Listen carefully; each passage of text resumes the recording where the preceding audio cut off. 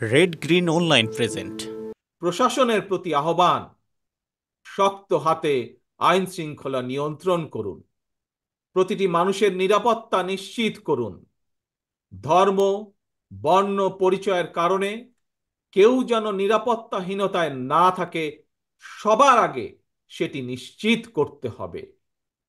দেশের বর্তমান পরিস্থিতিতে বিএনপি সহ বাংলাদেশের গণতন্ত্রের পক্ষের দলগুলোর দৃষ্টি আকর্ষণ করে বলতে চাই, ষড়যন্ত্রকারীদের এই নৈরাজ্যের কাছে আমরা হার মানতে পারি না।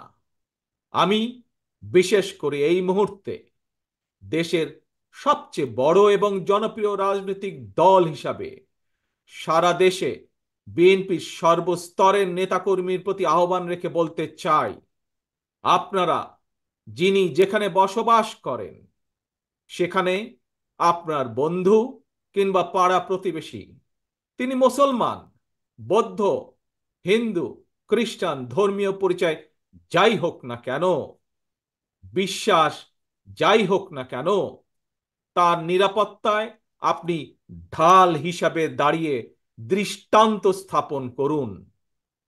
আমাদেরকে মনে রাখতে হবে, বাংলাদেশে ভূখণ্ডে বসবাসকারী প্রত্যেকটি মানুষের একটি পরিচয়, সেটি হচ্ছে আমরা বাংলাদেশী।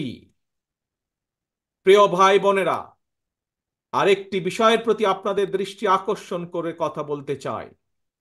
একটি সভ্য এবং গণতান্ত্রিক রাষ্ট্রে পুলিশ অপরিহার্য।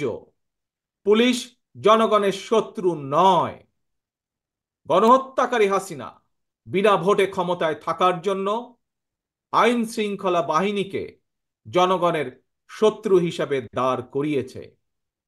তবে আমি বিশ্বাস করি, বিএনপি বিশ্বাস করে, বাংলাদেশের গণতান্ত্রিক রাজনৈতিক দলগুলো প্রত্যেকে বিশ্বাস করে, পুলিশের ভেতরে একটি চক্র ছাড়া অধিকাংশ পুলিশ কর্মকর্তা এবং সদস্য চাকরিবিধি মেনেই, দেশের আইন কানুন মেনেই দায়িত্ব পালনের চেষ্টা করছেন।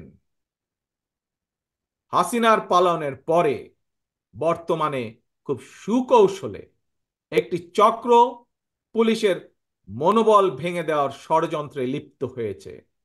পুলিশকে অকার্যকর করে দেওয়া গেলে দেশকে অস্থিতিশীল করা সহজ। ধর্মীয় সংখ্যালঘু জনগোষ্ঠীর মনে নিরাপত্তাহীনতা সৃষ্টি করা সহজ। অস্থিতিশীলকারীদের আমি হুঁশিয়ার করে দিয়ে বলতে চাই, পুলিশ কিংবা ধর্মীয় সংখ্যালঘু জনগোষ্ঠী আজ থেকে, এই মুহূর্ত থেকে হামলা কিংবা নৈরাজ্য বন্ধ করুন। এমনকি কেউ বিএনপির নাম ব্যবহার করে কোনো অপকর্ম করতে চাইলে তাকে ধরে আইনে হাতে তুলে দিন। এই বিশেষ প্রতিবেদনটি যদি আপনাদের ভালো লেগে থাকে অথবা উপকৃত হন, তাহলে অবশ্যই এই চ্যানেলটি সাবস্ক্রাইব করুন এবং লাইক, কমেন্ট ও শেয়ার করে রেড গ্রিন অনলাইনের সাথেই থাকুন। Thanks to everyone. Red green online.